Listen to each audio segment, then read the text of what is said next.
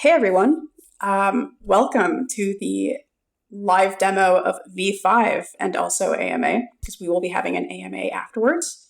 So yeah, for those of you who might be joining us for the first time, PoolTogether recently launched V5, and if you're not familiar with PoolTogether is a decentralized, no-loss price savings protocol.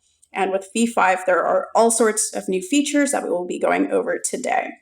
So I would like to extend a special welcome to a couple of the brilliant minds behind this entire new version. So we've got NCOOKIE here, as well as TRMID, who will be doing the live demo, as well as taking questions after for the AMA.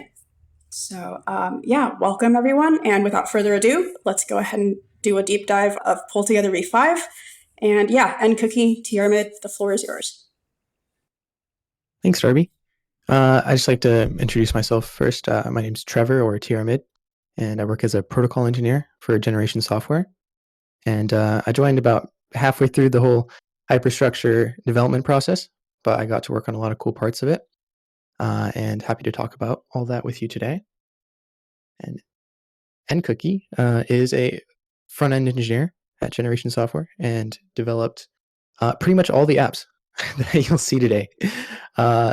Crazy good developer. And Alex is also in here in the chat, but he won't be talking today unless he wants to. He designed the apps as well, and the experiences that you'll be seeing today. Hello. Thanks for the intro. Yeah, we'll be following along a sort of like itinerary on like things to cover from just protocol side, the app side, the client side. Yeah, I don't know if you want to post a link to that in the chat, Trevor. Yep. But yeah, so yeah, go ahead. I'll just say the link's in the chat if you want to follow along. It's mostly just bullet points and things we'll be talking about today. Yeah, without further ado, let's get on to it.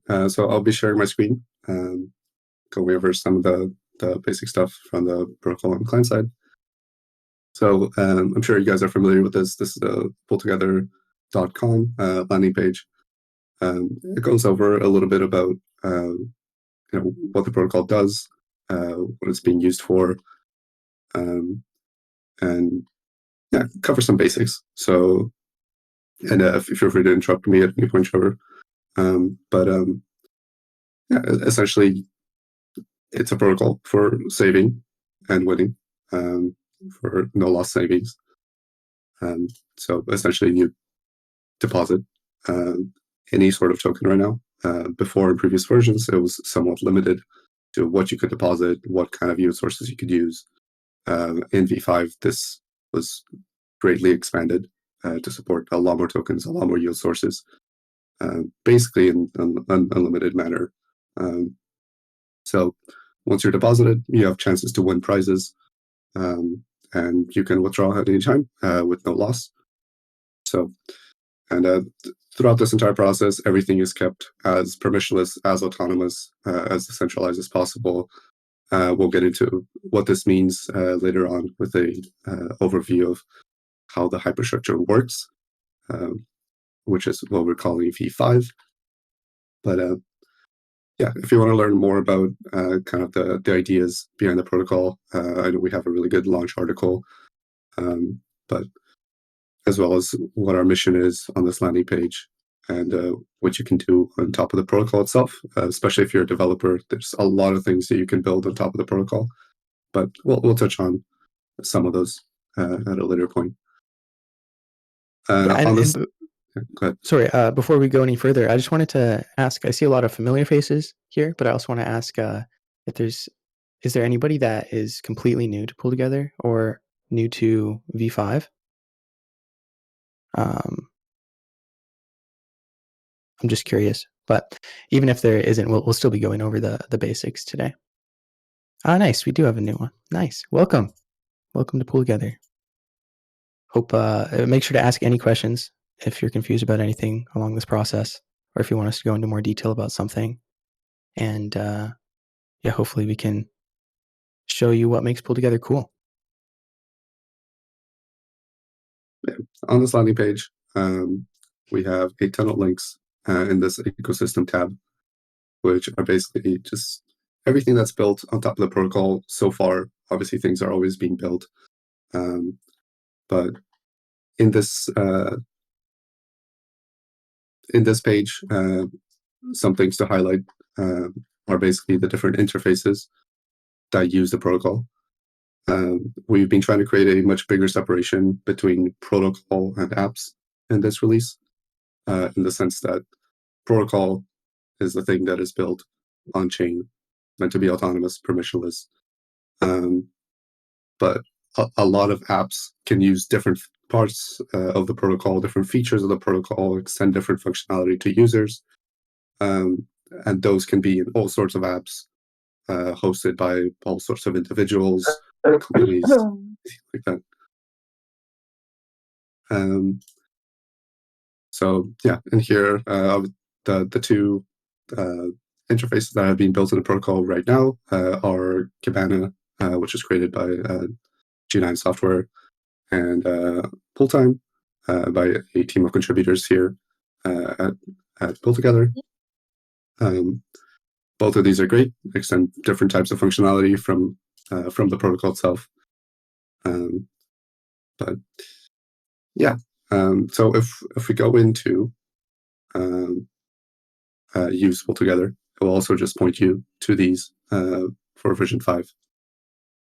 But wanted to go into a little bit of the Kibana landing page, which is kind of the suite of tools that we at G9 built for interacting with the interface. Again, there can be many interfaces to the protocol, but this is the one we built. So yeah, it goes a little bit into the details about what you can do with the protocol, similar features to the PoolTogether landing page. But it also comes with many other tools, mostly aimed towards devs, but also just to get a bigger or at least more extensive view into how the protocol is working. We'll get into these a little later in the demo. But yeah, to start off with, let's take a look at the Kibana app. So here on this app, we show you kind of a highlight of the prize pools that we have deployed right now. At the moment, V5 is only deployed on Optimism. It's the first chain we've launched in. And so this is the only one displayed for now. Can get a little bit more detail about the prizes on this pool on the prizes page. Prizes are still relatively small so far. We only launched a couple of days ago. So current price is up to $67, and this will keep increasing over time. I did check this morning if at current rates of yield being input into the system, if the grand prize is awarded within a year, which is its statistical chance, this would grow to approximately 4,000 to 5,000 at current rates, which is pretty cool. So we'll probably see this number growing a lot over time, especially with I was just gonna add, the app doesn't sugarcoat the grand prize at all, because we want to make sure that users are very know that this is what you would receive if it were to be awarded today, because there's always a chance that the grand prize can be awarded at any day, but statistically it's awarded once per year. And we'll go into a little more detail about that later. So yeah, if you click the deposit to win, you'll see a quick page with all the vaults that are currently selected. And this is an interesting point because in previous versions of PoolTogether, there was either like a very limited subset of pools or vaults, as we now call them, that you can deposit in.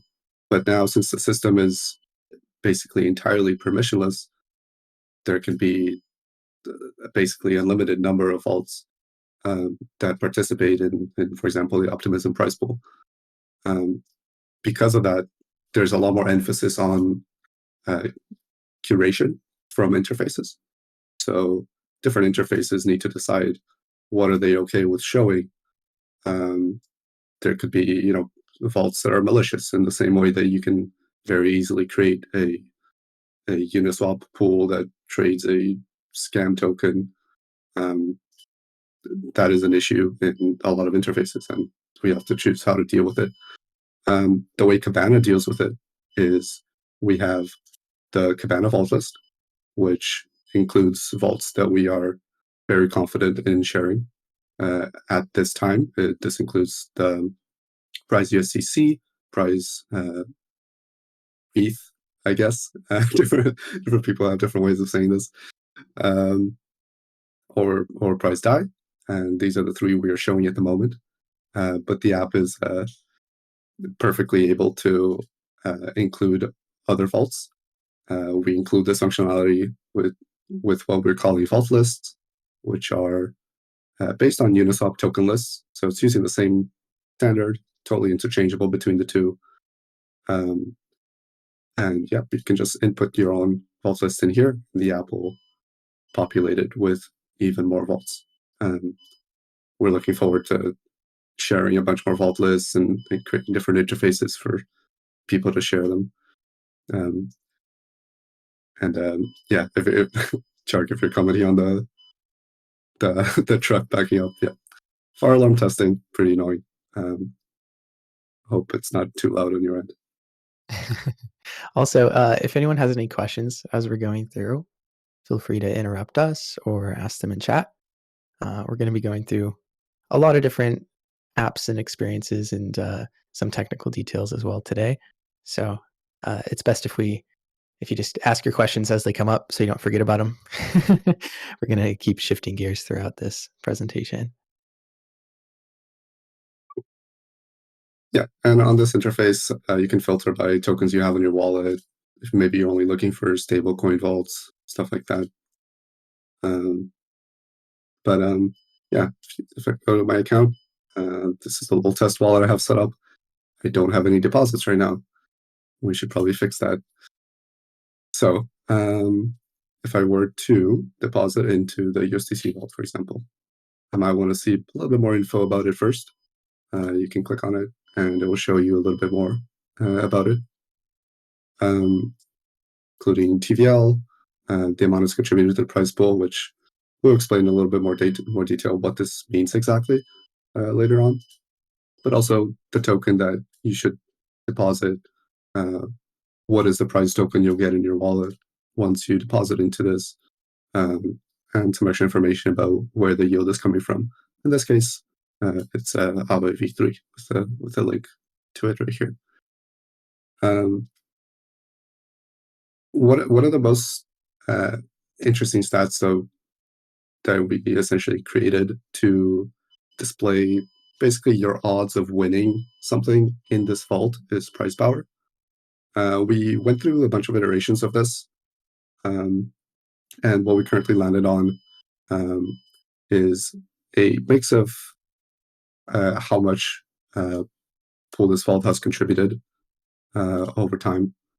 But again, we'll get into the math of that later. But essentially, what a user needs to know is if you're looking at a bunch of vaults on the vaults page, if a vault has a higher price power than another vault, it just means that if you deposit the same amount on this vault, you will have higher chances of winning. Yeah, that's the important part. The number itself doesn't mean too much on its own, but it's very important when compared relatively to others. But yeah, let's deposit some USDC. Deposit 5 USDC. You can choose between an exact approval or an unlimited approval. You might have seen this in other apps. If you if you approve a token in an unlimited fashion, you'll basically never need to approve it again to deposit into this pool. But there are certain risks that go along with unlimited approvals. So a lot of people opt in for approving only 5 USDC, for example, for a transaction like this. let's go with that. This actually should be relatively quick on optimism. There you go. And we can, before you go on, we can see here it gives you a preview of the weekly chance of winning. What does that mean for a user? Yep, good question. So this means that if you deposit 5 USDC, which is it's going to be a certain percentage of what is currently deposited in the pool. In this case, there's almost 500,000 deployed in this pool, so it's a small percentage of the total. So that will dictate essentially how much chance you have of winning every week. Draws are happening every day, so this would be essentially the odds of you winning after 7 draws. So 1 in 200. So it's not that great of odds right now. But then again, if you don't win anything, you at least didn't lose anything. And that's one of the big pros of PoolTogether. Yeah, and it's also important to note that no matter what your deposit is, if you're deposited into a normal vault, and I say normal in quotations because there could be different vaults later on, but right now all the Cabana vaults I would say are normal vaults that give you chances to win any of the prizes. So this could be a daily prize, this could be a weekly, monthly prize, or this could even be the grand prize. So even with just $5 deposited or less, you would still technically have a chance of winning the grand prize. It's just your chance is proportional to how much you deposit and how much yield that deposit generates. So let's go ahead and confirm this deposit.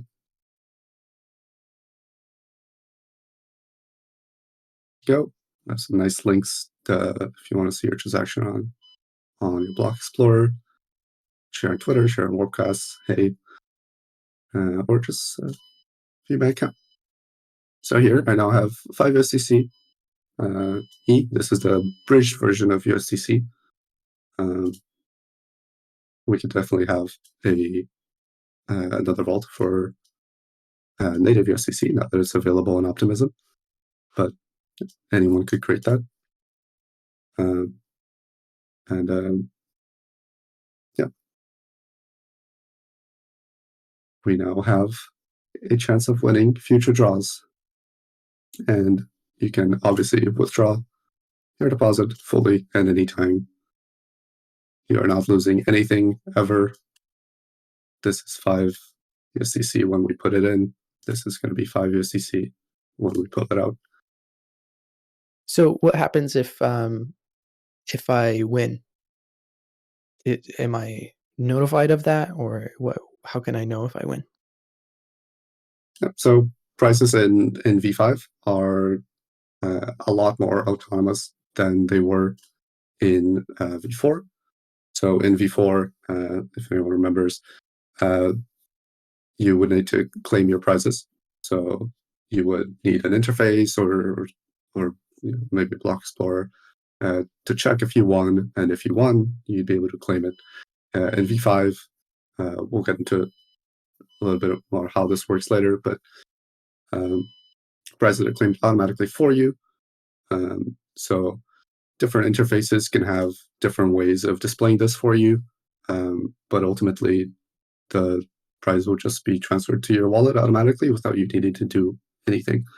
Cabana specifically, we will have a banner showing up at the top on either the vaults page or the account page that will show if you should check for prizes. Basically, if a draw has gone by that you were eligible for, in which case you should check your prizes, and you could have won a prize. If you did win a prize, it will let you know. If not, it will also let you know.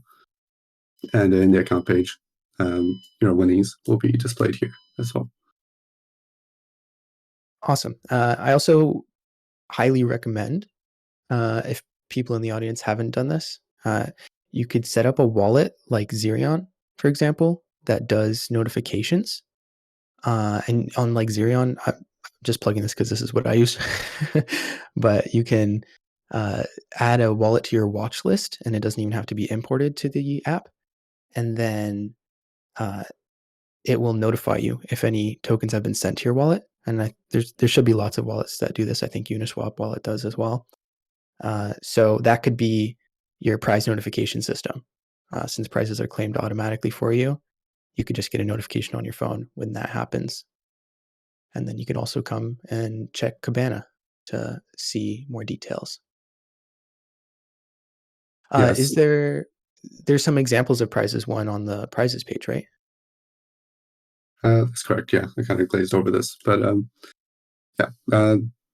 This little section in the prizes page just shows some of the prizes that were won by other people that were deposited in previous draws. We don't have a lot of draws to show here since we just launched, but for example, on draw number 1, you have a bunch of wallets winning 10 pool, 2 pool, different tiers of prizes of different sizes. Yeah, in total, draw 1, very successful draw, all things considered. 15 wallets winning $60 worth of pool. And yeah, that keeps going. Draw number 2, draw number 3, draw number 4 is currently being awarded. So there are already a ton of prizes, but more could be awarded. And yeah, tomorrow will be draw number 5, and we'll keep on going. Everyone has a chance to win. Yeah, it's going to be super exciting to see how big these prizes grow. I don't know if we already mentioned this, but prizes grow with how much yield is being contributed to the system. So the more TVL that is in PoolTogether, the more deposits basically, the bigger the prizes grow. And that means that, if we had something like $250 million worth of deposits at like an average yield rate of 3 to 5% per year, then we could see the grand prize grow to $1 million or more. So right now we're very early, and these numbers are very small numbers. Tim will finally have his milli yearly. Yeah. Yeah. Another really cool thing to note is these prize vaults, when you're depositing them, are essentially pretty simple ERC20 tokens. Anyone, or well, they're ERC4626, but they can function in the same way that an ERC20 token works, in the sense that you can send them anywhere, you can swap them for other things, and this enables just a ton of other functionality around the protocol that we did not have in previous versions. If I wanted to have this deposit on another wallet of mine, I could just send the token over to that other wallet, and I don't need to do anything else. If I wanted to swap any token for prize USDC, I could do that through any DEX of my choice, any DEX aggregator of my choice, any exchange in general. Towards that end, we, and this is mostly MVP, but we do have an interface for swapping, which basically just highlights some of the assets that we have right now, and just links to a bunch of swapping interfaces. So if you wanted to swap for USDC on Uniswap, for example, you could do that by just swapping from any token to BUSDC. Yeah, this interface might grow over time. Maybe some of it will be included in the Cabana app itself. But yeah, it's just really cool functionality that just enables just a ton of other things to be built on top of the protocol. So we've got a question from JTB asking, what does it take to create a wallet with a governance token? Are there pre-requirements like liquidity pairing and supported yield sources?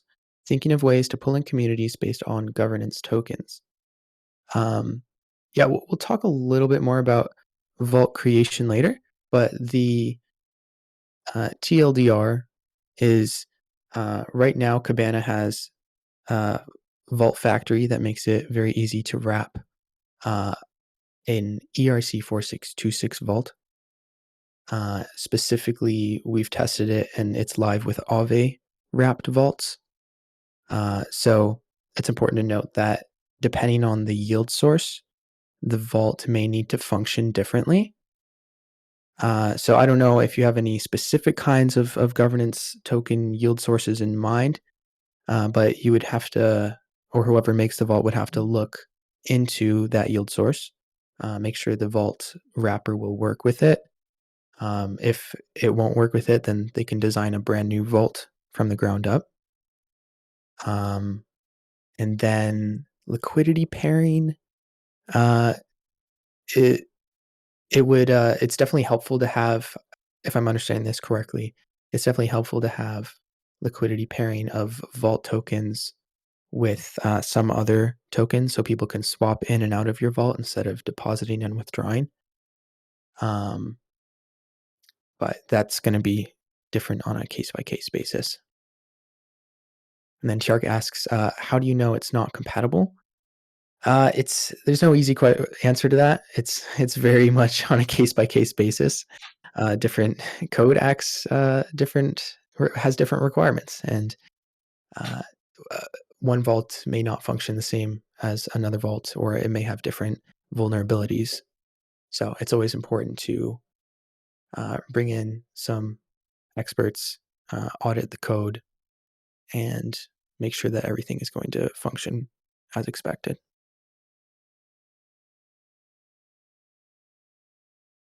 But yeah, great question. We'll go demo through a bit of the Cabana Factory app later on. Are there any questions towards the Cabana app itself? Otherwise, we could go into a little bit of how the hyperstructure works, a little more in the contract side of things.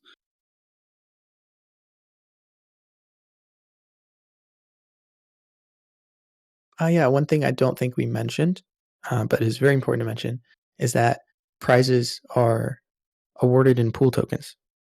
So this is just so that all yield sources share a single prize token. And when yield is generated, it's liquidated for pool, put in the prize pool, and when you win prizes, you win your prizes in pool. There may be other ways to win prizes in the future. There will be some ways to convert that pool automatically back into a prize token of your choice. These things have yet to be developed, but if you have some ideas on how you would like to receive prizes or what kind of experience you want to have, please mention them. Always looking for feedback, and I'm sure there's lots of people who want to build some cool things around it. So your feedback is very much appreciated.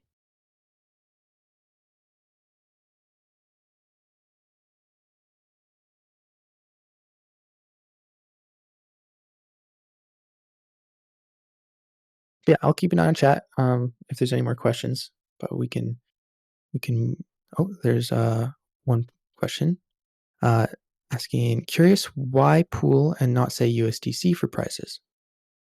It's a good question. There was definitely some community debate on what to use as the prize token, but eventually we settled on pool because it has certain value capturing capabilities when it comes to the protocol. There are, because of the prize claims, for example, the automatic prize claims, a wallet that holds prize tokens, like let's say a contract holds prize tokens, it's an LP contract on an AMM. If that contract holds prize tokens, it can win prizes, even if it has no way to actually access those prizes. So if we send USDC to that contract as the prize, we're basically just burning USDC, and that really doesn't do anything for the remainder of the USDC out there. The impact is very minimal. But if you send pool tokens, which has a fixed supply, or it technically can have it generally has a somewhat fixed supply controlled by governance, then you're burning pool tokens as part of a fixed supply, and the idea is that that helps capture value in the remaining pool tokens that are not burned.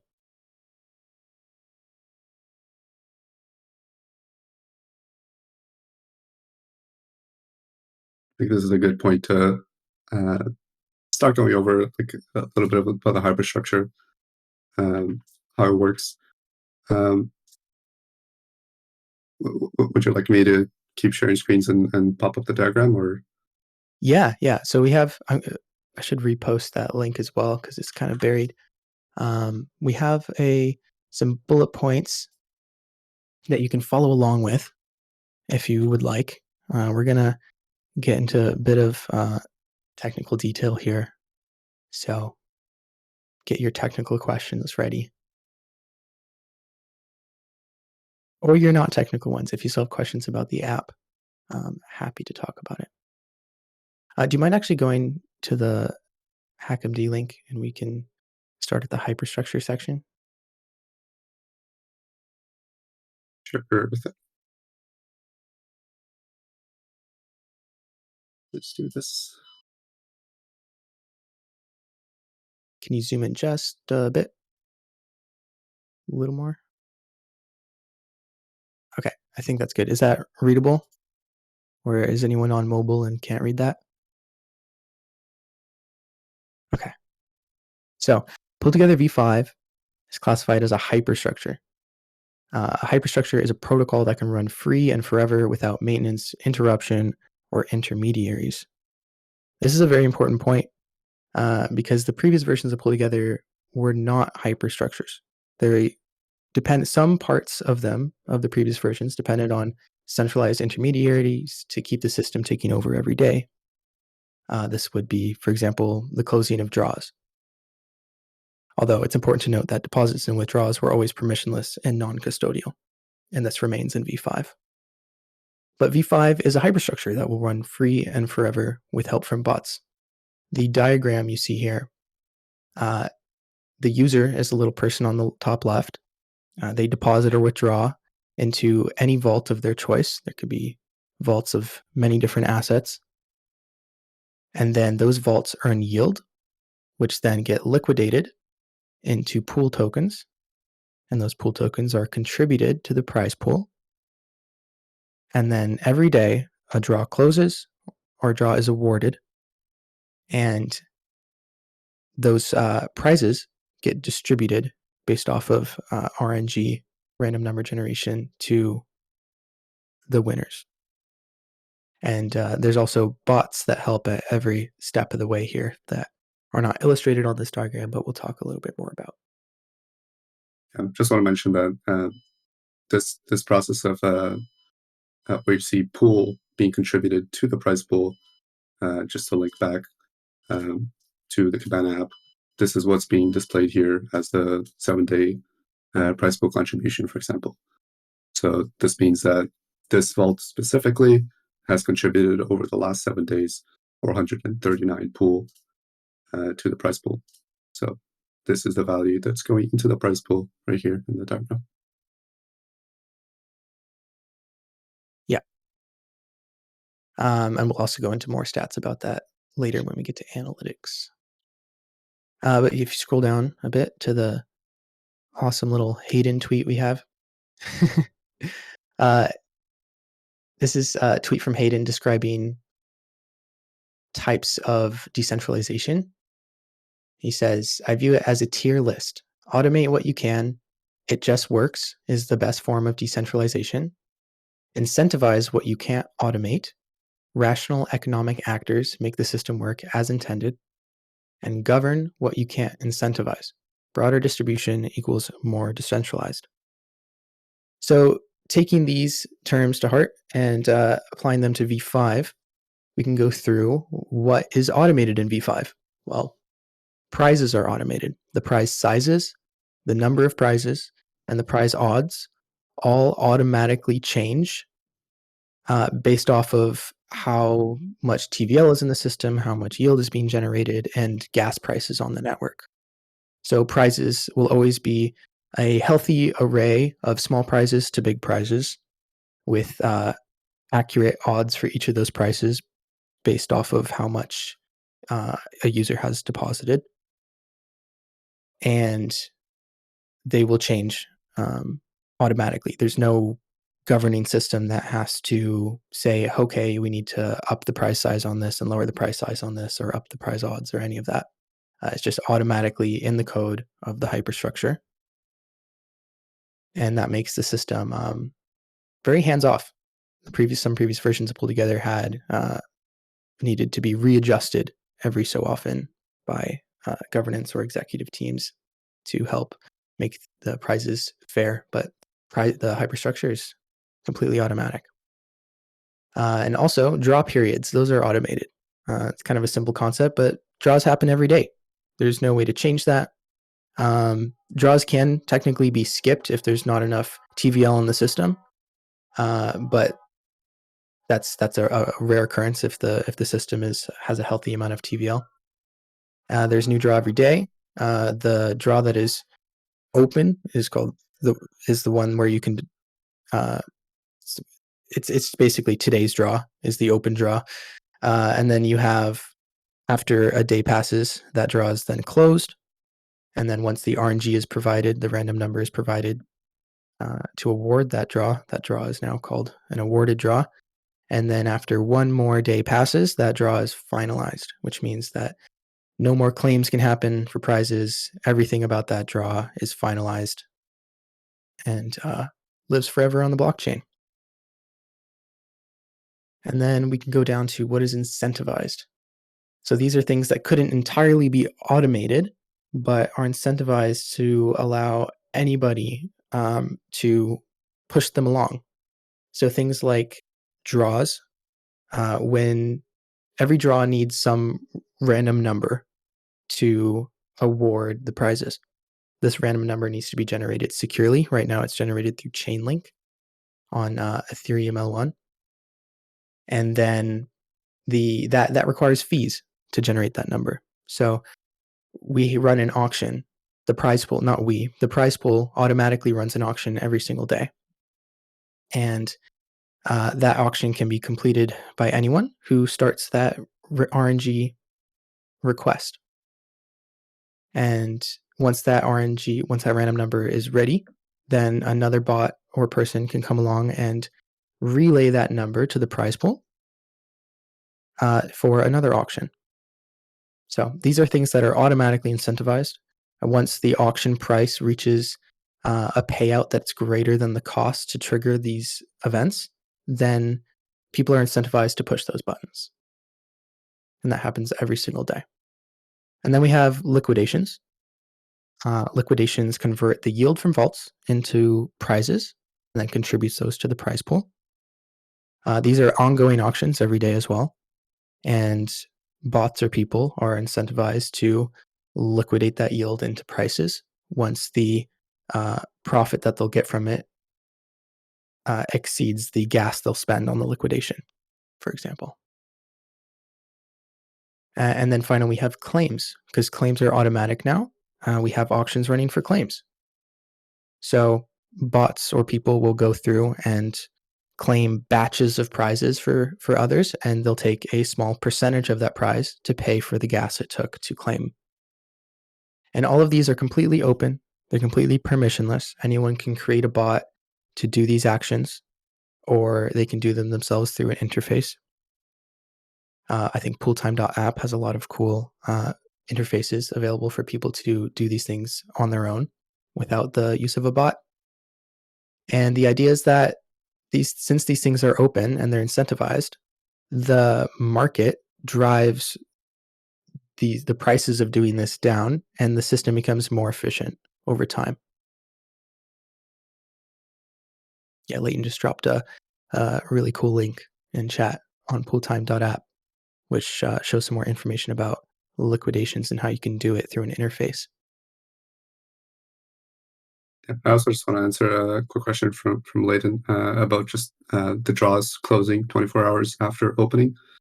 So he asked, so draws should close about 24 hours after opening.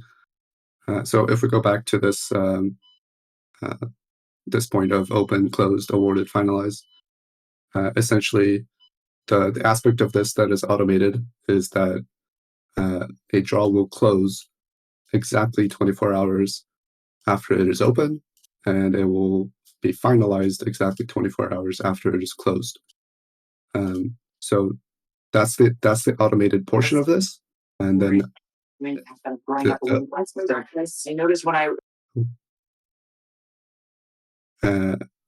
the incentivized aspect of this is the awarded side of things. So as Trevor described it, basically generating the RNG and awarding the draw is the incentivated action, and then opening, closing, and finalizing the draws is entirely autonomous on-chain. Yeah, well put. And the final point here. So these are the things that can't be automated. They can't be incentivized. So they need some sort of governance. Just as a quick note, there are very few governance controls on V5. There's absolutely no governance controls on user deposits. The protocol is completely non-custodial. Of course, it's important to note that vaults are completely permissionless to create, so somebody can create a vault that does not have these qualities, but all the vaults that are created through Kibana have these qualities of no governance controls and completely non-custodial.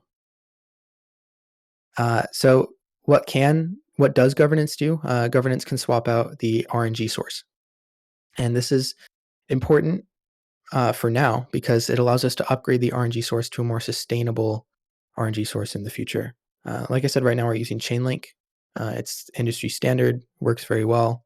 But there's no guarantee that Chainlink is going to work forever. It's run by a company and it is verifiably random. But there's no guarantee that in a year or 10 years, for example, that that service will still be the same. So we need some way to swap that out if needed. And also there's a lot of promising RNG sources out there that we're researching that could cost less than Chainlink, for example, and that could run forever. So this is just a way to basically improve the RNG part of the protocol. And then also important to note that vaults are governed by their creators. So the vaults that are created through Kibana have a couple things that their creators can change, such as yield fees, or they can decide how prize claims are made or how yield is liquidated.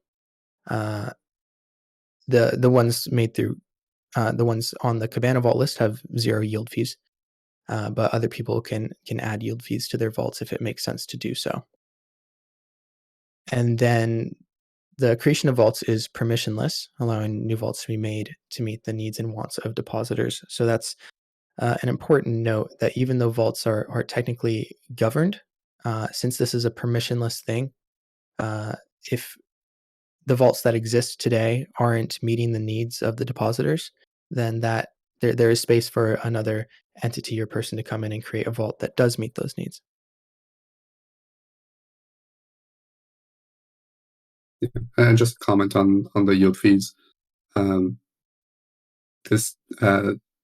The concept of fees will basically never apply to like user deposits. Obviously, like one of the core tenets of PoolTogether is no loss. So this applies to yield being accrued and then contributed to prizes.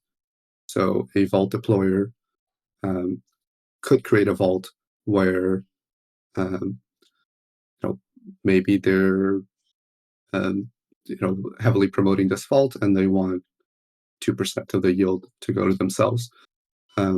But this could also be used for a lot more interesting scenarios, and we're always exploring these through community calls, research. We're always chatting about them on Discord. So if you have ideas, feel free to share.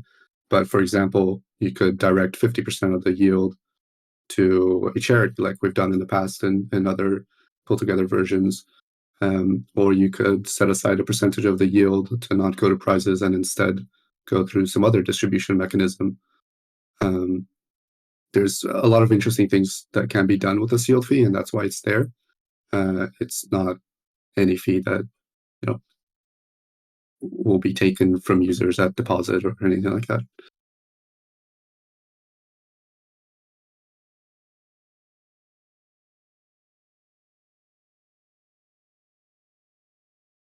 Yeah, and a note from Lonzer in the chat says that alternatives to Chainlink for RNG would be beneficial because Chainlink requires people to have link tokens to pay for the RNG, and other RNG sources may not have that requirement, which would lower the barriers of entry to completing those RNG auctions that keep the draws ticking over. Shark asks, are there any unique differences between stablecoins and LSTs, liquid staking tokens, when thinking about how a vault works? Yeah, I mean, there are always differences. It's not so much between stablecoins and LSTs. It's more about just the contract that the yield is coming from. Every contract is going to have a different interface, meaning how you interact with that contract. And these are probably going to be vastly different between stablecoins and LSTs, unless you're working with some sort of standardized vault. So really, the answer is similar to what I said before. It's very much on a case by case basis, and we can't really generalize those differences.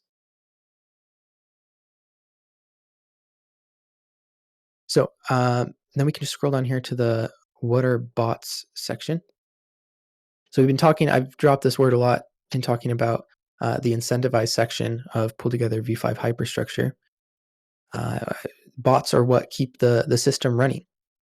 Bots are completely separate from the protocol, meaning they're third party. It's their third party software that these parties develop to run for profit or not for profit in some cases, and they complete key tasks that keep the v5 hyperstructure running.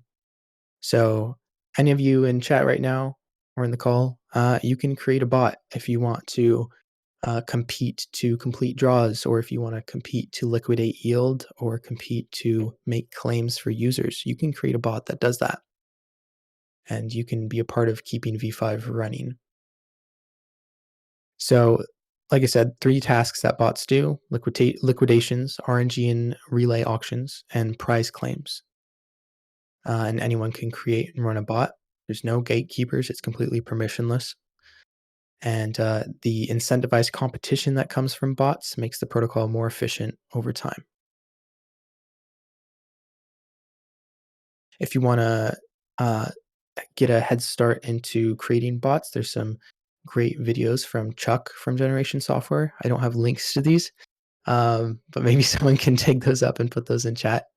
They're also available somewhere in the Discord, so you can search through the chats to find those, or ask questions in the developer channel. So yeah, that's an overview of the hyperstructure. Something we didn't mention that Millie Yearly brought up in chat. He says he's here for the hooks, to be honest. And that's something we didn't talk about is prize hooks. I should have written something down for this, but hooks are awesome. I am so excited for hooks because what they do is on the Cabana vaults, you can set a hook before you receive a prize and after you receive a prize. So what I mean by that is you can set your hooks so that when you win a prize, some event happens before you win the prize and some event happens after you win the prize. These can basically act as prize power-ups. Like, for example, the hook before you win a prize could redirect your prize to somewhere else that you want it to go, or it can do something else completely unrelated to your prize. It could mint an NFT if you want, if there's some reason for that. And then the hook after the prize can do something once again with your prize. You can use that to send your prize somewhere else, or to split your prize up, or really lots of the possibilities are endless. There's lots of ideas floating around, like when you win a prize, it could mint an NFT on a specific platform, for example. And maybe that NFT is unique to the prize you won, or maybe it mints an NFT in the place of your prize, so your prize gets sent somewhere else. And then that basically buys you some sort of NFT. Or you could have a prize, you could have a vault that is set up to take all of those, all small prizes under one pool, for example, and it could use that to, instead of rewarding those to users, it could contribute those back into the prize pool, therefore giving everybody in that vault a better chance to win bigger prizes instead. So that could be like a vault with that's more tailored towards people who don't really care about small prizes. They only want a chance at that big grand prize. That wasn't really hook related, but it's similar concept. So yeah, if you have ideas about hooks, or if you want to do something cool with prizes, brainstorm about it, talk about it. We're all here for ideas and building cool things.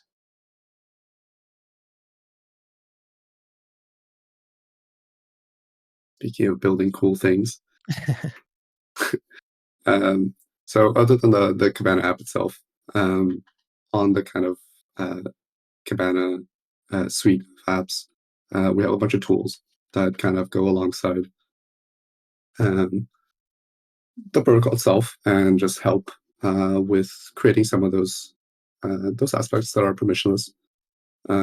Like the three that I want to highlight here are Kibana Analytics, the Vault Factory, and the Vault Lists. These do very different things. So to start off with Kibana Analytics, this is basically a way to look at the system working and see how it's performing. Look into kind of like the inner workings to maybe learn a little bit more about the system, but also internally at GenerationSoftware while we were developing this. This was super helpful to see where things went wrong during many test nets, our private beta, stuff like that. So just as a small overview, here's a cool representation of those draws that we talked about. So we have draw 1, draw 2, draw 3, draw 4, and you can see them in various stages of completion. We mentioned that a draw goes from open to closed to awarded, then finalized. So here you can see older draws are currently finalized, draw 1, 2, and 3. Draw 4 is currently it's an awarded state, which means it was closed. It was awarded. So you can see the RNG transactions that were sent to make that happen here. And then we also have today's draw that is currently open. So yeah, this interface goes into a little bit more detail into what prizes we've seen in each of these draws, the claim fees that we've observed.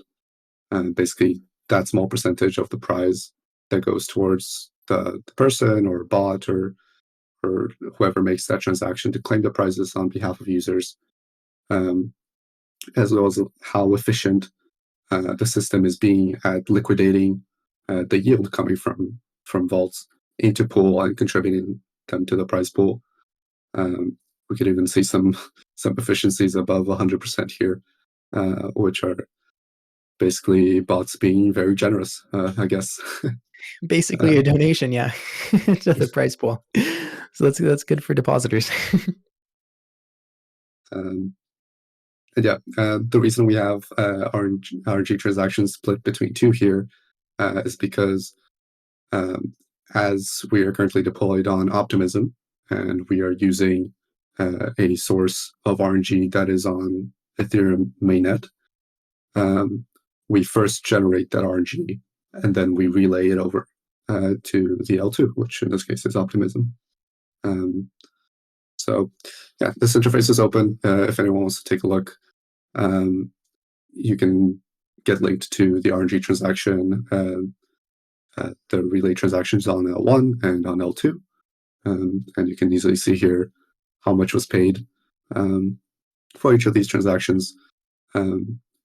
I believe yesterday gas prices were a little higher than usual, so you can see that the RNG fee was a little bit bigger because bots are paying more in gas, and so to make financial sense to push this through, they charge a little bit more.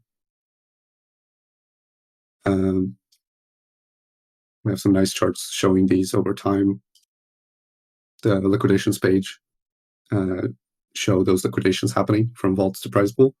So you can see them split between each liquidation pair. Usually it is one liquidation pair per vault. We have a couple of extra ones just to help bootstrap the system as we're currently at the very beginning of launch.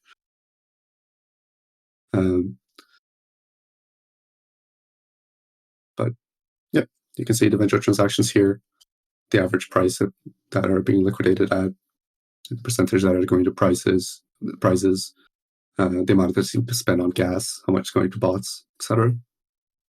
Yeah, I'd just like to add that the top one looks very scary because it's all red, but if you zoom in, it's actually 86% of the value went to the prize pool, and the reason why it's all red is because these were experiments from someone doing very inefficient transactions, and they paid a lot in gas. But yeah, it helps us to find things like that as well. See what people are doing with, see what bots are doing on liquidations, for example, and see what kind of strategies they're using and how efficient they've become. Yeah, towards that end, there's also, I believe, here, there's a very good Doom dashboard by Browner. It also goes into a lot of the stats about the protocol. Is this, I think this is still beta stats though, right? I don't think it's been updated to live. Who is it? Yeah, this looks like beta stats. Okay. So hopefully Coming we get a soon. live version, but that one is from the 6-week long beta. Yep. Still very interesting if you want to take a look.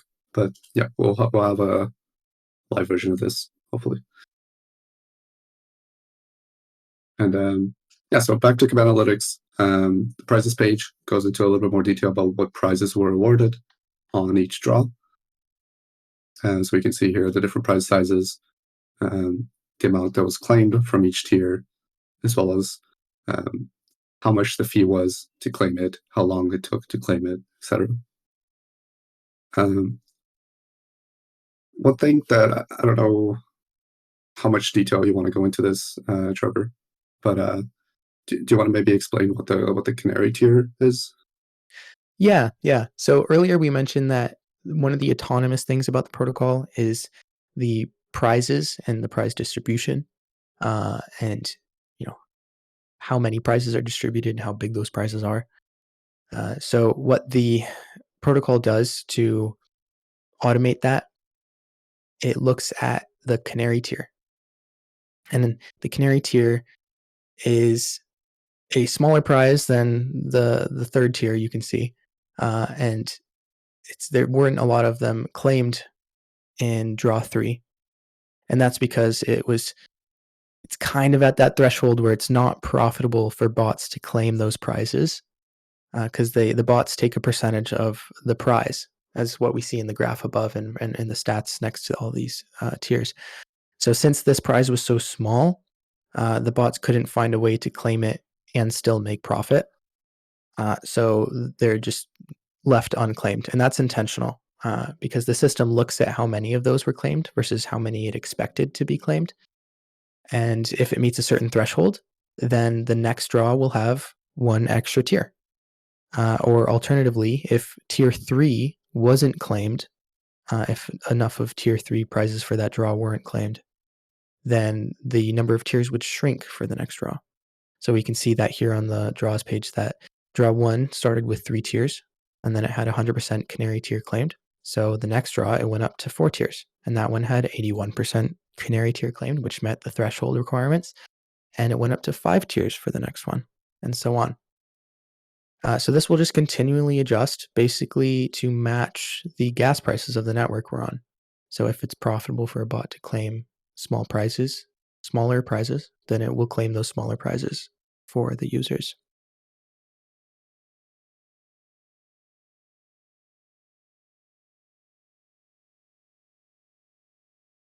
Do you want to explain what the reserve is before I go into this chart? Yeah, so this is something else we haven't mentioned yet, but the reserve is very important to keeping the prize pool ticking over every day. And the reserve is a accumulation of pool that is added basically a percentage of the contributions that vaults make to the prize pool is sent to the reserve instead of to prizes. I believe this percentage is, well, it's slightly adaptive. So it depends on how many tiers there are, and it goes down the more amount of tiers there are. But right now it should be around under 20% of the contributions get sent to the reserve. And this reserve just keeps building up and is used to pay for RNG auction fees as well as relay auction fees. So we can see here on the graph that it's minus 21.8 pool on draw 1 for the RNG fees. And we can also see it go up with vault contributions and down later on with more RNG fees. Right now, the TVL in the system is around $500K US dollars worth. So the amount of growth in the reserve is very minimal. And we're also seeing high gas prices. So that's why we see the reserve going down. But yeah, as TVL grows in the system and or if gas prices go back down, then the reserve will grow. And the reserve also acts as a sort of buffer so that if there's ever some low yield times, then the reserve can still keep the draws ticking over, even though there weren't, even if there wasn't enough contributions that day to pay for the RNG auctions. Yeah. Also, I wanted to mention, like you said, it acts as a sort of backstop for that as well, but also for prizes. For example, if a tier 1 prize is estimated to give out 4 prizes every draw, or might have different odds, but if it's estimated to give out 4 prizes, but depositors are maybe super lucky and it actually gives out 5, which I believe is what actually happened on draw number 2 here. The reserve can also act as a prize backstop in the sense that the prize will come from the reserve rather than the amount allocated on the draw itself. Yeah. Over time, those backstops even out because likewise, if there's less prizes awarded than the statistical average for that tier, the excess yield is added to the reserve as well. So over time, those backstops don't really affect the reserve. But we can see that one was paid out on the second draw there, which means it's doing its job. I like seeing things work. Don't we all? Yeah. So here on analytics, we also have a burn section. This just looks at different amounts of pool that was burned for different aspects of the protocol and the hyperstructure. So as Trevor mentioned before, prizes could be sent to contracts, basically, that hold prize assets. So one of these categories, for example, are prizes to LPs. So I know a lot of people are interested in providing liquidity for an asset and a prize asset, for example, USDC and PUSDC, for example. A very little impermanent loss there. So it makes general sense, and it also helps people be able to swap into these assets without having to deposit through any interface. So here we can see, for example, that on draw 1, one of these LPs must have won a 3-pool prize, or maybe it was a collection of prizes. So since that LP contract doesn't have any way to, do anything with that pool, it is essentially burnt. So that's what we're adding up here. We also have manual burns on this chart, which are basically when users just manually burn their pool for one reason or another. So this means just sending it to either the 0 address or the dead address. which is like 0x with a dead at the end. And other includes any other sort of burning mechanism. I think right now it's mostly just tracking pool being sent to undelegated prize assets. So we have a couple wallets from community team, executive teams, etc., that hold some prize assets to delegate to users so that they can try out the app and win some prizes without having to be deposited themselves. And so I think at the moment they're all delegated, but if some amount is not delegated and just sitting in that wallet, it's possible to burn some pool by that wallet winning prizes. So that's what we're seeing here.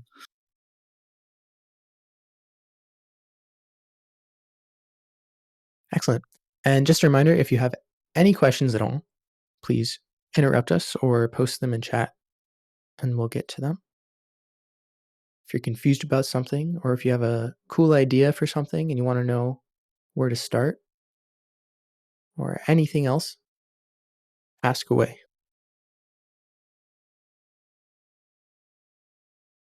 So I think that about covers the analytics app. We have just a couple more toolings that we can showcase.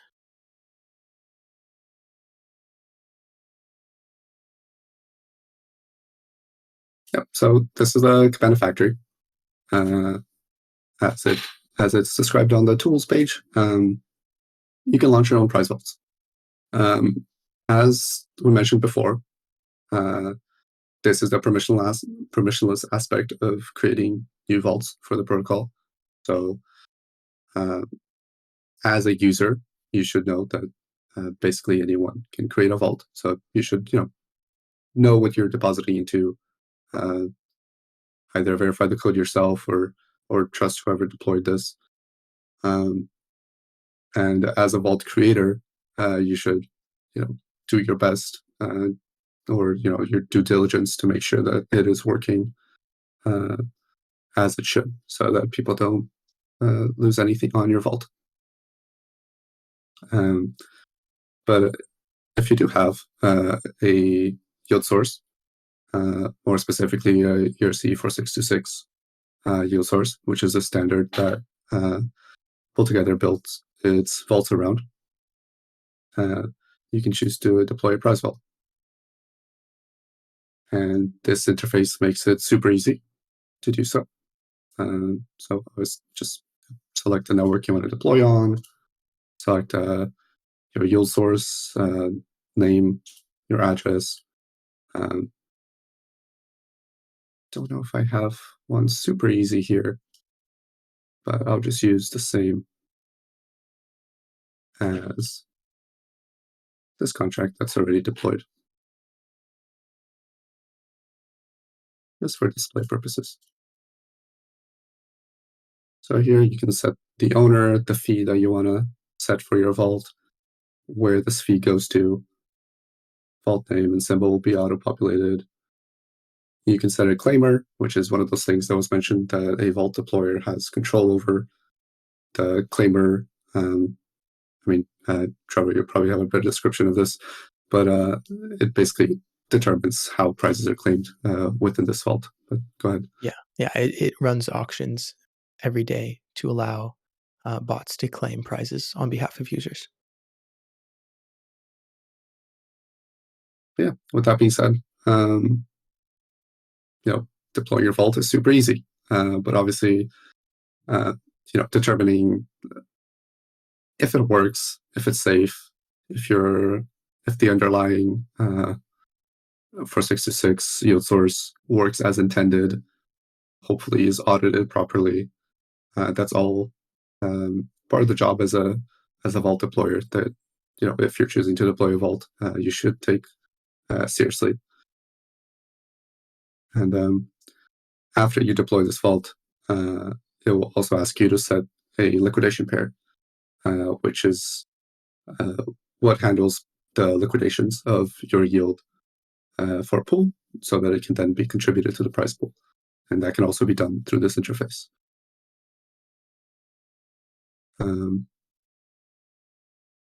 show a bit how it looks after you have deployed.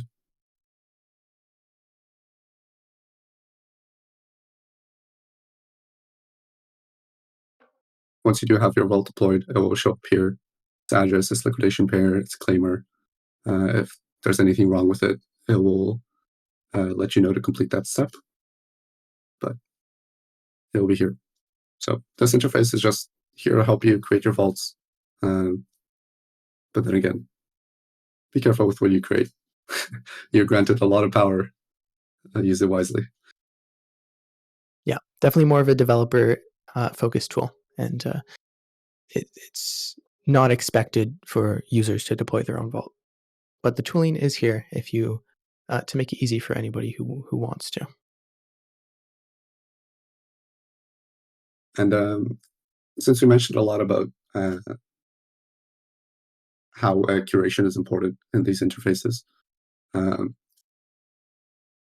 Cabana works off of the vault list, which I mentioned before. And so we did create an interface in order to easily create these vault lists. So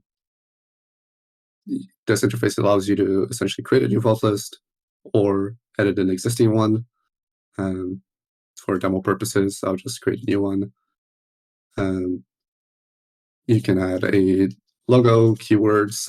If anyone's familiar with the Uniswap token list standard, this will look very familiar. But it is quite a simple interface, very handy. I'll again input the address for this vault, for example, just to test it out.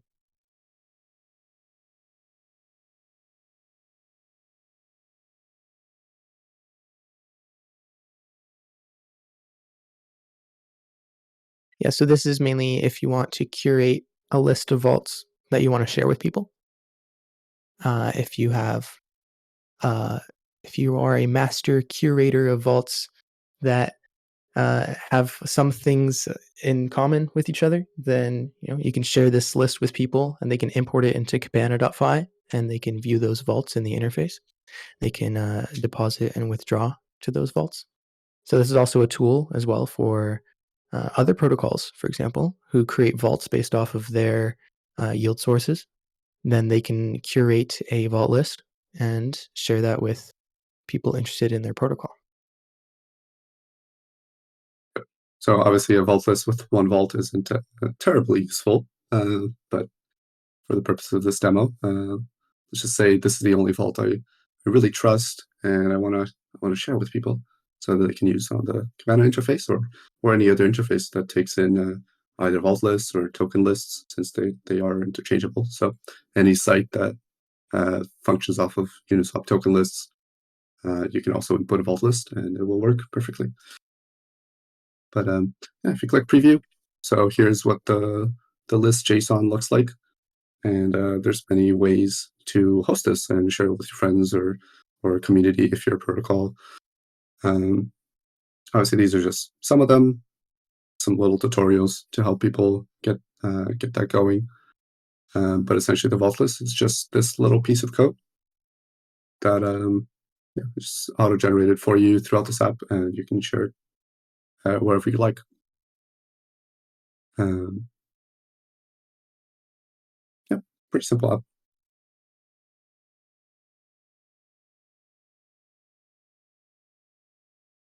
Is that the last tool? That's the last tooling, right, for dev tools, vault lists? I believe so. Do you want any more? Always. We always need more. So yeah, the last thing on our list there that we're gonna just showcase is the documentation. So there's two different documentation links that we can show you. One is the developer focused documentation at dev.pooltogether.com. Here you can see more info and get into the nitty gritty about the architecture of the hyperstructure. You can see more info about the contracts, and this will be updated over time with useful developer tools to interact with V5 and build on top of it. And then the other link is the docs.cabana.fi, which is more user-oriented, and it walks you through how to do all the things we showed you today. So if you want to go revisit this documentation page, then you can review what we just talked about. And if you have any questions, you can also go there, see if there's some answers to your questions there, or of course, you can always ask in this Discord.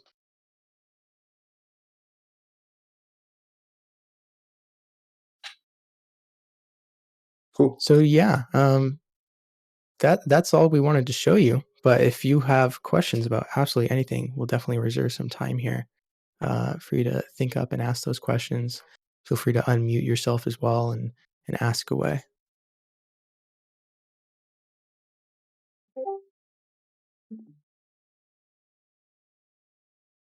Yeah, I Also, if suppose any, I had a question. I don't know if you guys answered it already, but I just wondered what features do you have planned for the depositor-facing app? Like the developer tooling is pretty awesome. But I just wondered if you're planning new features for the depositors. yeah, depositors. We do have some features in backlog. I think NCOOKIE would be able to answer these best. Yeah, for sure. I mean, the protocol is obviously the immutable part, but interfaces towards that end, we can always improve it. So a couple things that we are looking at right now, one of which is coming very soon, is signing for approvals. So, for example, DAI as a token allows for EIP 2612, which is basically an approval through a signature instead of a transaction. So very soon you'll be able to deposit DAI through app.cabana.fi without paying for gas for approvals. So just one transaction and you're in. Some other things, for example, similarly to how we're looking into the swap experience for swap.cabana.fi, we could have that integrated in a more meaningful way within the Cabana app, or we could just enable different ways for users to swap in. I know portals.fi just did an integration with PoolTogether v5. So you can deposit, I believe it's mostly chain agnostic in the sense that you can do cross-chain deposits as well with one transaction from whatever token. So just those sorts of experiences around swapping and depositing more efficiently, I guess. Yeah, there's so many ways for people to interact with PoolTogether v5. They could interact with it solely through swapping tokens in their wallet. They don't even need to go to an interface. So really what I'm excited to see is people experimenting with different PoolTogether interfaces and creating unique user experiences. And Cabana is kind of this all-encompassing haven for kind of the pro tools of PoolTogether v5. If you want absolutely every bit of information available to you, you come to cabana.fi.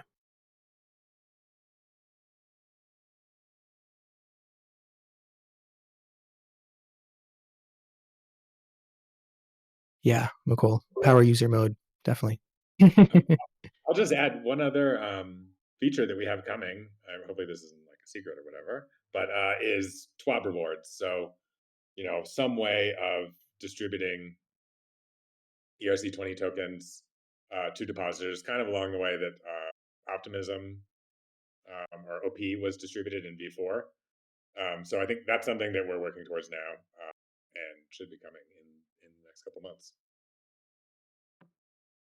Definitely, yeah. Yeah, that's a big unlock as well. So that will function very similarly to the V4 rewards that some of you might remember.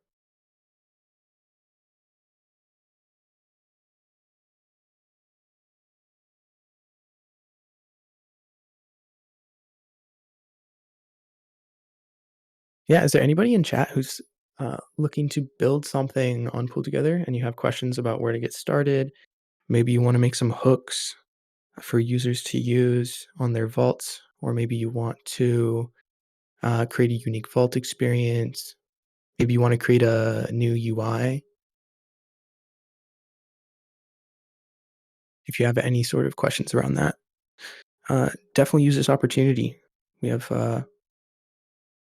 all the knowledge about PTV5 to share, and we want to get you started.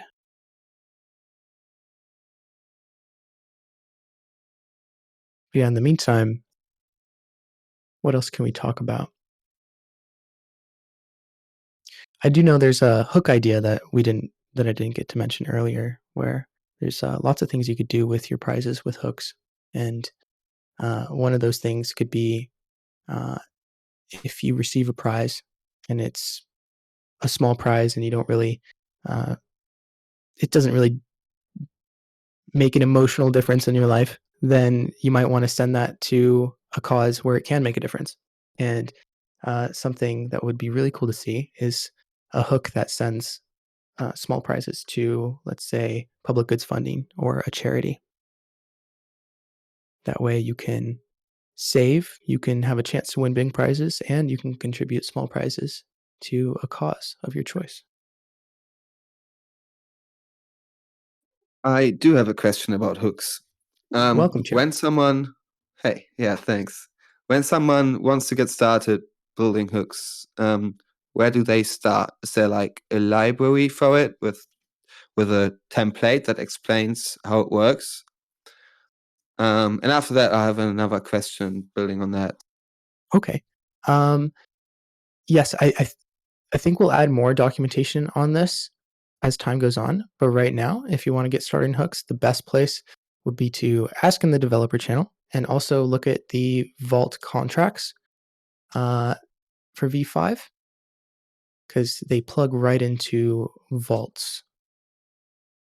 And if you want to make a hook, you do need to be familiar with making smart contracts. But if you want to just propose some ideas around hooks, just talk about them anywhere. And I'm sure some people who have the know-how will be happy to make them as well. And yeah, thanks for the question, Tiark. Yeah, we definitely collect those ideas on the Builders Notion and add them to the idea list we have. About these hooks then, they plug into the smart contracts you said. So when you're using a vault, I understand before it's the user choice to implement a hook. Yes. Where do these hooks live?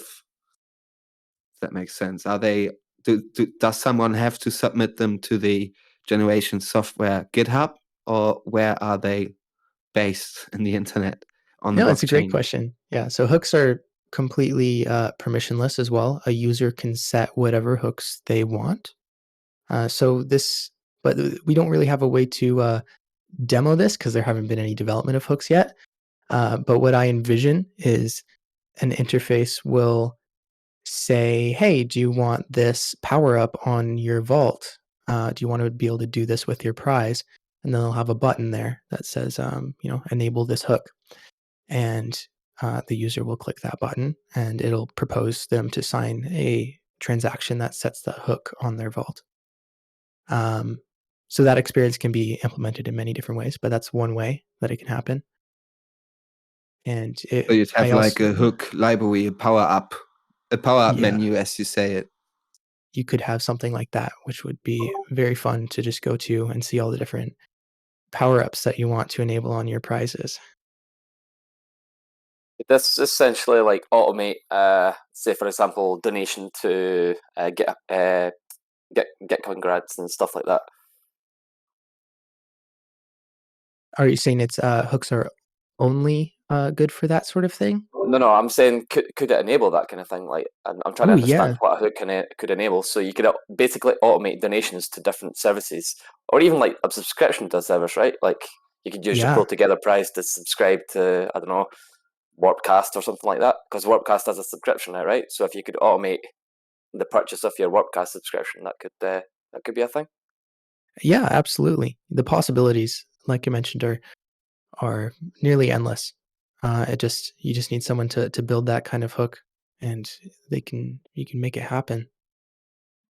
Yeah, someone please build that. I don't want to worry about my Farcaster subscription.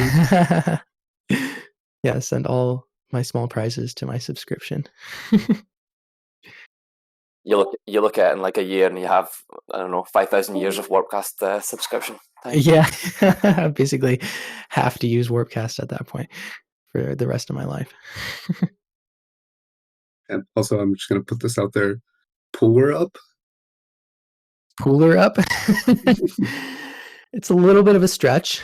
I don't know. What do other people think about that? Marketing guys, get in here. Yeah, we're developers are not known for their marketing skills. Okay, I'll go back into my hole. Just have to put that out there.